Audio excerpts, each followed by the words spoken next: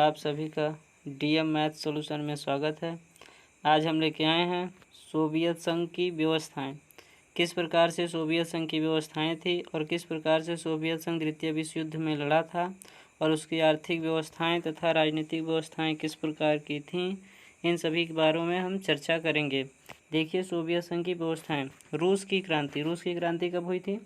रूस की क्रांति सन 1917 विश्व इतिहास की महत्वपूर्ण घटना थी। इस क्रांति में रूस में कई तरह की आर्थिक और राजनीतिक व्यवस्थाएं को जन्म दिया।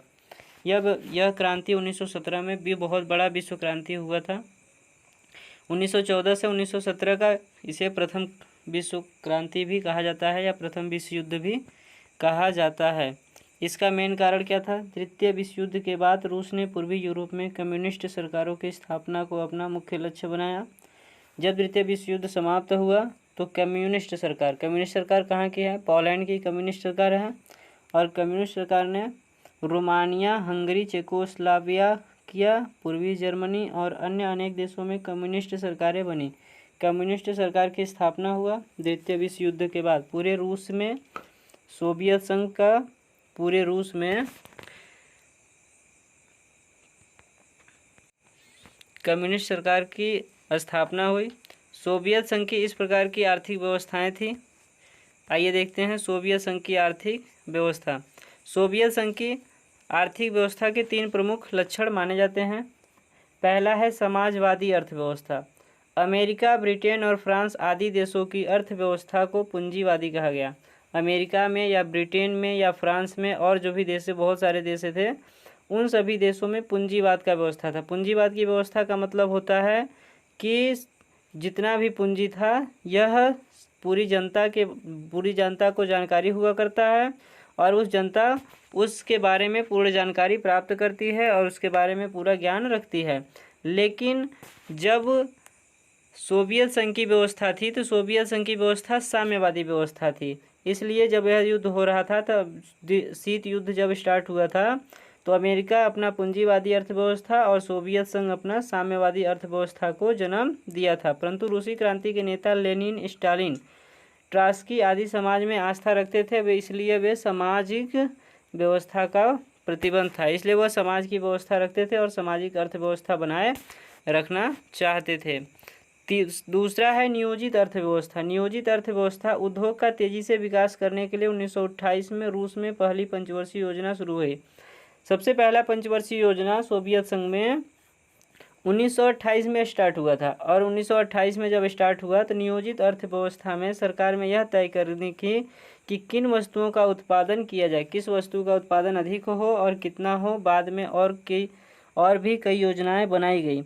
इसके में नियोजित अर्थव्यवस्था में यह भी देखा गया कि हमारे यहाँ किस प्रकार का जूता है, कपड़ा है और अनेक प्रकार की व्यवस्थाएं आर्थिक नियोजित किया गया, नियम लागू किए गए और उनमें सारी जानकारियाँ सरकार को होती थी और सरकार इस पर अमल करना चाहता था। इसलिए नियोजित अर्थव्यवस्था भी था सोवियत संघ में। तीसरा है जीवन स्तर की व्यवस्था। जीवन स्तर की व्यवस्था कैसी थी? सोवियत संघ में 1929 के बाद का काल औद्योगिकरण और कृषि के विकास का काम धीरे धीरे लोगों के जीवन स्तर ऊंचा उठता गया।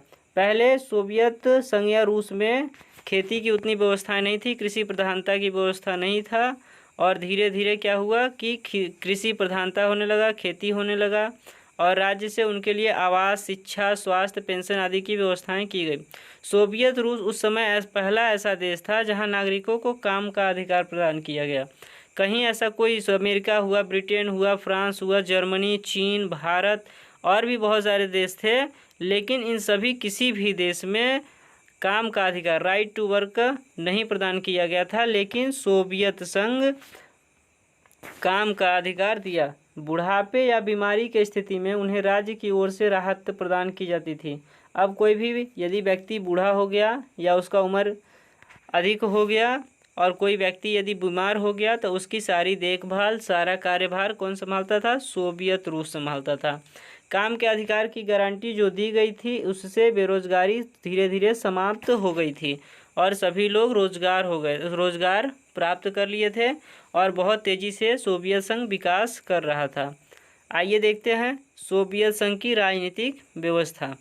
सोवियत संघ की राजनीतिक व्यवस्था कितना है? जहाँ तक सोवियत संघ की राजनीतिक व्यवस्था का प्रश्न है, इसके प्रमुख लक्षण हैं। पहले हमने अभी सोवियत संघ की आर्थिक व्यवस्था के बारे में पढ़ा। अब देखिए सोवियत संघ की राजनीतिक व्यवस्था के बारे में पढ़ते हैं।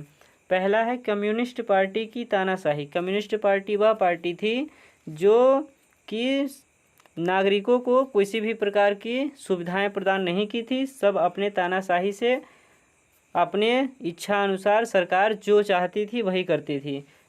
पब्लिक की बात, लोकतंत्र की बात नहीं सुनता था। सिर्फ अपनी सरकार अपने इच्छा अनुसार जो मर्जी वह कार्यों को किया करता था। दूसरा है अफसरशाही। अफसर वहाँ के अधिकारी जितना हुआ करते थे या फिर उच्च अधिकारी जो हुआ करते थे, IAS PCS जो भी अधिकारी थे, उन सभी अधिकारी क्या करते थे? सब अपनी इच्छा अनुसार कार्यों का किया करते थे। उनकी जो मर्जी होती थी वह उसी कार्य को करा करते थे। तीसरा है समाचार पत्रों, रेडियो और टेलीविज़न पर सरकार का अधिकार। समाचार पत्र भी वही पत्र छपते थे जो सरकार चाहती थी। रेडियो पर वही चीज़ें सुनाई जाती थी, रेडियो पर वही चीज़ें अपलोड किया जाता था जो सरकार चाहती थी। टेलीविज़न पर वही न्यूज़ दिखाया जाता था जो सरकार चाहती थी। उसी प्रकार से पूरा सरकार का ही तानाशाही था। चौथा है निजी अधिकारों व नागरिक स्वतंत्रता का अभाव। इसमें अधिकार, नागरिकों को किसी भी प्रकार का अधिकार प्राप्त नहीं था और नागरिक किसी भी प्रकार से स्वतंत्र नहीं थे। वह अभाव में थे, वह दुखी थे और वह सरकार के इच्छा के अनुरूप थे और उनकी इच्छा के अनुसार ही कार्य उनको करना पड़ता था। आइए इसके बारे में पूरी जानकारी लेते हैं। सोवियत संघ में 15 गणराज्य शामिल थे। उस समय सोवियत संघ बड़ा राज्य कब बना, कैसे बना था? क्योंकि उसमें 15 गणराज्य, 15 देश ऐसे केंद्र शासित 15 ऐसे बड़े बड़े राज्य शामिल थे जो कि उसे बहुत ही शक्तिशाली और कठोर बनाकर रखते थे। परंतु संविधान द्वारा केंद्र को असाधारण शक्तियाँ दी गईं। गणराज्यों के कानूनों और निर्णयों का अस्तित्व केंद्र की इच्छा पर ही निर्भर करता था। अब देखिए इसमें क्या है कि संविधान द्वारा जो नियम बनाया गया था वह 15 गणराज्य जो राज्य थे उनको किसी भी प्रकार के अधिकार नहीं दिए गए। वह अपनी इच्छा से कुछ भी नहीं कर पा रहे थे। वह सारे केंद्र के, किसके आधार पे? केंद्र के आधार पे, जो केंद्र कहता था उसी के आधार पे कार्य किया करते थे और जो केंद्र कहता उन्हीं के आधार पे उनको चलना पड़ता था। कम्युनिस्ट पार्टी का सारे देश पर एक छत्र राज्य था। एक छत्र राज्य का मतलब होता है एक स्वयं का राज्य, पूरा स्वयं का एक राज्य था। सोवियत संघ यह उसके किसी भी गणराज्य में कम्युनिस्ट पार्टी के अलावा और किसी पार्टी की सरकार नहीं बन सकती थी। और उस समय यह भी नियम हो गया था कि कम्युनिस्ट पार्टी जो नियम बना दे और कम्युनिस्ट पार्टी जो नियम लागू कर दे वही नियम रहता था और इसके सरकार को कोई गिरा नहीं सकता था। आइए देखते हैं आगे। दिसंबर 1979 में सोवियत संघ ने अफगानिस्तान के हवाई अड्डे, काबुल हवाई अड्डे, रेडियो स्टेशन, राष्ट्रपति भवन और अन्य प्रमुख केंद्रों पर आक्रमण कर दिया। अफगान लोगों ने बड़ी बहादुरी से सोवियत आक्रमण का सामना किया। उन्होंने अपने छापेमार हमलों से सोवियत सैनिकों को बहुत अधिक क्षति पहुंची। अब क्या हुआ कि सोवियत संघ कम्युनिस्ट पार्टी की वजह से, कम्युनिस्ट पार्टी की तानाशाही के कारण उसने अपनी शक्ति को गलत प्रयोग करते हुए अफगानिस्तान के हवाई अड्डे, राष्ट्रपति भवन और प्रमुख केंद्रों पर आक्रमण कर दिया। अफगान लोगों ने बड़ी बहादुरी से इसकी आक्रमण का सामना किया क्योंकि वह एक टूटे हुए और छोटा देश थे और सोवियत संघ 15 गणराज्यों से जुड़ा हुआ बहुत बड़ा देश था। इसके वजह से इसकी शक्ति का प्रयोग सोवियत संघ अपना गलत कर रहा था। इसके वजह से उन्होंने अफगानिस्तान में किसी भी प्रकार से सोवियत का आक्रमण की सामना किया। छापेमार हमलों से सोवियत सैनिकों को बहुत अधिक क्षति पहुंची। उन्होंने अमेरिका से हथियारों की आपूर्ति जारी रही। उनकी सहायता के लिए अमेरिका ने अपने हथियार दिए और अपनी पूरी सहायता की। संकट से सोवियत संघ की बहुत बड़ी बदनामी हुई और बहुत ज़्यादा पब्लिक इस पर अफवाहें करने लगे और अनेक प्रकार की आरोपें लगाने लगे। इस वजह से सोवियत संघ धीरे धीरे बदनाम हो गया और इसकी कार्यों में असफलताएं होने लगी। सोवियत संघ धीरे धीरे अपने खंडन की ओर अग्रसर होने लगा और तानाशाही बढ़ती गई। धीरे धीरे तानाशाही, कम्युनिस्ट पार्टी की सारे तानाशाही बढ़ते चले गए।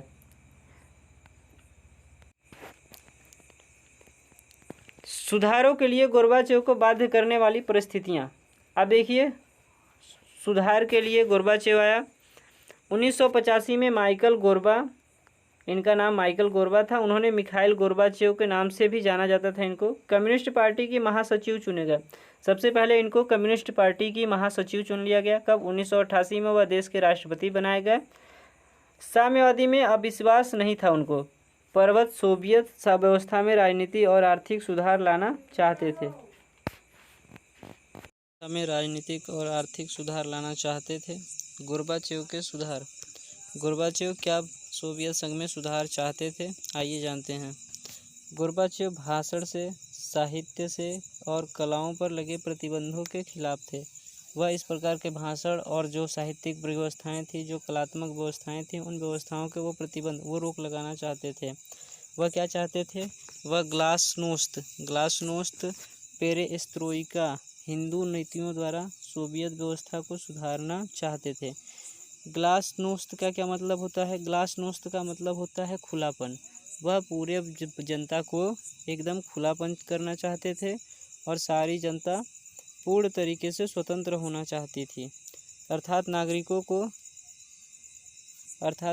को यह अधिकार दिया गया कि सार्वजनिक विषयों के बारे में उन्हें पूरी और ठीक सूचना मिले। जितना भी अर्थव्यवस्था था सोवियत संघ का, या फिर जितना भी राजनीतिक व्यवस्थाएं थी और धर्म की निरपेक्षता थी, उसके बारे में उन्हें पूर्ण अधिक से अधिक जानकारियां जनता को प्राप्त हो। दूसरा है पेरेस्त्रोइका का अर्थ। पेरेस्त्रोइका का अर्थ है, इसके अंतर्गत पेरेस्त्रोइका का अर्थ है पुनर्रचना। इसके अंतर्गत राजनीतिक, आर्थिक और प्रशासनिक सुधारों पर बल दिया गया। इसका अर्थ है पुनर्रचना। पूरी जितना भी राजनीतिक में लिखा गया संविधान था, उनकी पूरा फिर से रचना किया जाए और नए राजनीतिक की व्यवस्थाएं किया जाए। दूसरा है, नोट में लिखा गया कि 1989 में संपन्न चुनाव में पोलैंड की कम्युनिस्ट पार्टी को भारी पराजय का सामना करना पड़ा। जब फिर से चुनाव कराया गया, पराजय का सामना करना पड़ा। चुनाव फिर से 1889 में गोर्बाचेव के द्वारा कराया गया और इसमें कम्युनिस्ट पार्टी को पूर्ण तरीके से पराजय का सामना करना पड़ा। इस वर्ष हंगरी ने भी कम्युनिस्ट पार्टी का तख्ता पलट हो गया। 1990 में रोमानिया लोकतंत्र की ओर आगे बढ़ा। 1989 से 90 की क्रांतियां यूरोपीय देशों में कम्युनिस्ट शासन का अंत दे चुकी थी और पूर्ण तरीके से उसका खत्म हो चुका था। मतलब धीरे धीरे कम्युनिस्ट पार्टी, तानाशाही की पार्टी का पूर्ण तरीके से नष्ट हो चुका था। आइए देखते हैं सोवियत राष्ट्रपति गोर्बाचेव के विरुद्ध विद्रोह। गोर्बाचेव ने सुधारों की जो प्रक्रिया शुरू की, कट्टरपंथियों ने उसे नाकाम कर दिया। अब गोर्बाचेव धीरे धीरे पूर्ण तरीके से कट्टरपंथी कौन थे? जो कम्युनिस्ट पार्टी के तानाशाही नेता थे, वो कट्टरपंथी थे और वही उसका संचालन करते थे और उसका पालन किया करते थे। लेकिन उसका गोर्बाचेव ने पूर्ण तरीके से उसका पूरा विरोध किया और उसके खिलाफ बहुत बड़ा विद्रोह हुआ और वह विफल भी हो गया। इस विद्रोह को विफल बनाने में मुख्यतः भूमिका बोरिस येल्त्सिन की रही, परंतु गोर्बाचेव का जनाधार बड़ी तेजी से खींचा जा रहा था। कई प्रमुख गणराज्य जैसे कि एस्तोनिया, लिथुआनिया, लातविया सोवियत संघ अलग हो जाना चाहते थे। अन्य अभी 15 गणराज्य जो थे, 15 गणराज्यों में से एस्तोनिया, लिथुआनिया, लातविया, सोवियत संघ, ये सब अलग हो जाना चाहते थे। जॉर्जिया, जार्मनिया, माल्डोविया भी उपद्रव हो गए थे और यह पूर्ण तरीके से बहुत ही तेजी से घमासान युद्ध चल रहा था। गोर्बाचेव की स्थिति कमजोर होते ही खुद अर्थविहीन सामने आ गए और जन समुदाय उनकी ओर उमड़ पड़ा। गोर्बाचेव यदि सही राह पर चल रहे थे, इसलिए पूरी जनता इनके समुदाय में एकत्रित हो गई और पूरी जनता इन्हीं की बातों को माना और पूर्ण तरीके से उसकी तख्ता पलट हो गई। कम्युनिस्ट पार्टी खत्म हो गया और तानाशाह भी धीरे धीरे खत्म हो गया और एक सोवियत संघ 15 गणराज्य के खंडन हुआ और 15 गणराज्य अपने इच्छा अनुसार जीवन यापन करने लगे और अपने नियम के अनुसार बन गए और सोवियत संघ धीरे धीरे खंडित। देखते हैं सोवियत संघ का विघटन। एक के बाद एक करके धीरे धीरे सोवियत संघ का पूर्ण तरीके से गणराज्य जितने थे सारे विखंडित हो गए। 25 25 दिसंबर 1991 को सोवियत संघ का विघटन हो गया। जिन 15 गढ़ राज्यों को मिलाकर सोवियत संघ एक बहुराष्ट्रीय राज्य हुआ करता था, उनमें से 12 राज्यों ने मिलकर स्वतंत्र राज्यों के राष्ट्रकुल CIS की स्थापना की। 12 राज्य एकजुट हुए और 12 राज्यों ने यह स्थापित किया कि हम केंद्र की बात को नहीं मानेंगे और कम्युनिस्ट की तानाशाही को नहीं सहेंगे। हम अपनी खुद की राज्य राजनीतिक व्यवस्था और संविधान का बनाएंगे और उनकी सारे नियमों का पालन करेंगे। लेकिन 3 बाल्टिक गणराज्य लात्विया, एस्तोनिया और लिथुआनिया उनमें शामिल नहीं हुए। 15 गणराज्यों को मिलाकर सोवियत संघ एक बहुराष्ट्रीय राज्य हुआ करता था। उनमें से 12 राज्यों ने मिलकर स्वतंत्र राज्यों के राष्ट्रकुल CIS की स्थापना की। 3 बाल्टिक गणराज्य लात्विया, एस्तोनिया, लिथुआनिया उनमें शामिल नहीं हुए। सोवियत संघ का सबसे बड़ा गणराज्य रूसी गणतंत्र अब रूसी संघ के नाम से जाना गया, क्योंकि रूसी गणतंत्र हुआ करता था जब 15 गणराज्य एक साथ मिला करते थे, लेकिन अब उसका खंडन हो गया तो रूसी संघ के नाम से जाना गया। संयुक्त राष्ट्र संघ की सुरक्षा परिषद का अस्थायी सदस्य रूसी संघ माना गया। अंतिम में 1992 में नए संविधान के अंतर्गत बोरिस येल्त्सिन समूचे रूसी देश के राष्ट्रपति बने। उन्हें साम्यवादी व्यवस्था के स्थान पर रूस में लोकतांत्रिक व्यवस्था कायम का बीड़ा उठाया गया। अब यह बताया गया कि 1992 में एक नया संविधान लिखा गया, पूर्ण तरीके से सोवियत संघ विघटित हो गया, अब रूस संघ बन गया। कौन सा बन गया? रूस संघ।